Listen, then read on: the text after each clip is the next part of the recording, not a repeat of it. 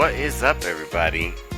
It is your boy Robbie Dagger, and we are back with a Honkai Impact 3rd review. So welcome back to the show.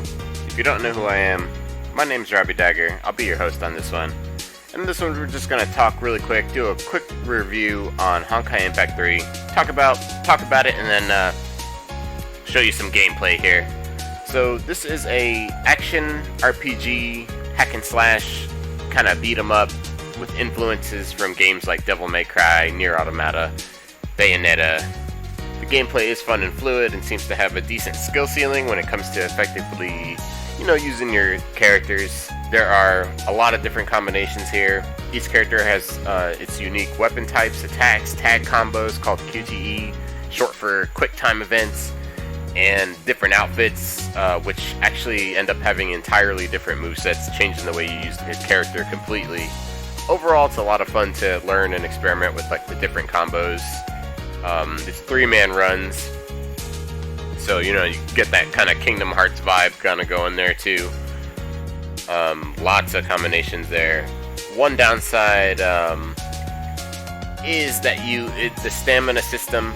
There is a stamina system in this game, which it does penalize you for continuing to play. It's like a 25 crystals to 60 stamina rate, and it actually only allows you to do that 20 times total, so playtime is precious. There's also no auto battle feature, which is a good and bad thing, honestly. I have mixed feelings about it myself. I would love to be able to auto, but at the same time, autoing is really boring. Especially if you're just sitting there looking at it. Usually, it's just not doable for me. There is a passive play system by doing missions that you'll get later on in your game from bases, which you're responsible for upgrading and everything. Just going back to storyline, the storyline is really nice. There are cutscenes that the game gives you the option to download, which is nice. And then every once in a while you'll communicate like Metal Gear style and these, these characters, and what they say is quirky. It's interesting. It's not boring, but there is a way to skip all of it if you just want to play for the gameplay itself. The tutorial is not too bad when you first start out. It doesn't overwhelm you. It will interrupt what you are wanting to do, but they're pretty quick, and it tries to be funny, which I do appreciate. At least it's not just really bland tutorial information after information, you know what I mean? So that's all good there. The multiplayer is what you're looking at right now. There's 3-player co-op. It's very fun. There seems to be new MP exclusive events and dungeons that switch out every week with varying difficulty. Really, really fun. Runs with randoms can be fun, but it can be frustrating in the more difficult runs and pretty much raids in this game, where specific strategies might be necessary to continue on or to not fail, basically. The graphics are just a beautiful sci-fi anime art style. 60 frames, fluid with beautiful animations for attacks and specials. Graphics are clean. Many screens, and the UI and stuff just has that glow that puts modern console and PC games to shame.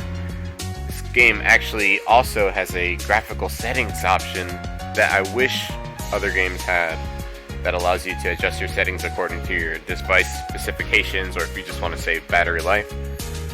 The music is pretty pleasant, not overly repetitive, no complaints, and there's also settings to adjust music volume, sound effects, characters' voices, which always get annoying.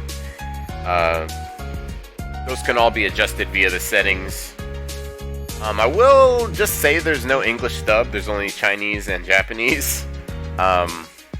It is unfortunate. I know that's just a mixed subject. I know people either love dub or they hate it, but a good dub is either really underappreciated or it's really hard to find, if not both.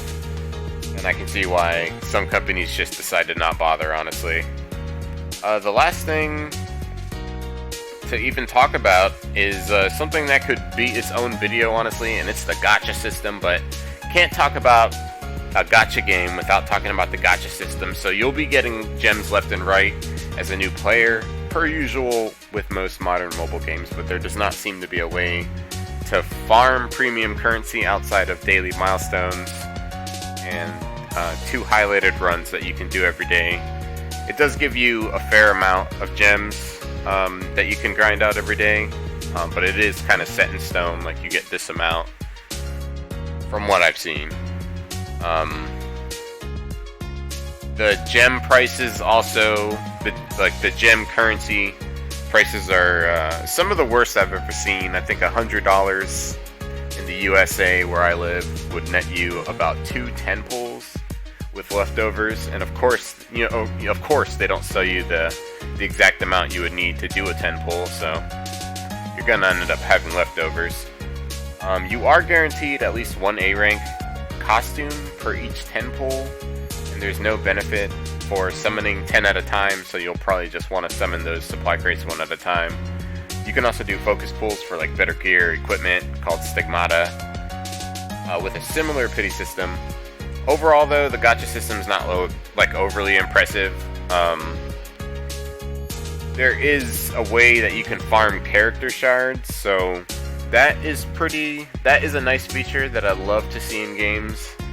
I pretty much won't play anything that doesn't have that. I'm not in game, so I can really only also speak on my perspective as a new player. Gem summons will get you things like new characters, stigmata, equipment. Certain character shards are farmable, like I said before, but the rate for their shard drops is not 100%. I heard it's more around 25%. So you could, and some of these runs are limited to like 3 nodes a day, which means you could do these 3 runs in one day and not get a single shard. So that I felt like was not that cool. On a positive note though, they do offer like a monthly subscription type deal, which is about $5, and ends up being a total of like 2,130 gems, which is pretty decent over the whole month though, just for logging in. And I've read that they do special events where you can earn even more gems just for having that subscription. So I don't know much more about that. I haven't purchased it myself. Right now I'm currently free to play because I feel like that's the way I can give you the best perspective on this game. And it's just fun to play games free to play for the difficulty as well. But the $5 deal is probably the best way to support the devs if you really appreciate this game, like it. That seems like the best way to receive fairly priced gems, you know what I mean? Otherwise, let me know what you guys are thinking about Honkai Impact. Overall, is it worth playing? I would say definitely resounding yes. And the reason why is because it just feels like the next generation of mobile games, basically, where, they're getting more and more state-of-the-art at a pace that we've never seen before, which is exciting. So I just can't wait to see what else this game has to offer and what else future games have to offer. It's exciting, honestly. So let me know what you guys are thinking. If you've tried it out, if you're gonna try it out, I would definitely recommend it. I think it's worth playing. If you like action RPG, hack and slash, if this seems like your kind of game right here, then I would definitely recommend it because it's a ton of fun. And let me know what you guys think down in the comments. If you like this kind of video, let me know down below. Since I don't usually do game reviews and overviews like this, let me know if you enjoyed it or whatever. Either way, it's all good.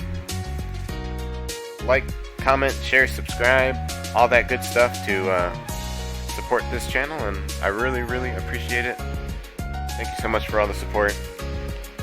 I'll catch you later. I will let the rest of this video run. I'll let a little more of this run so we can see some combat. But otherwise, I'll catch you later.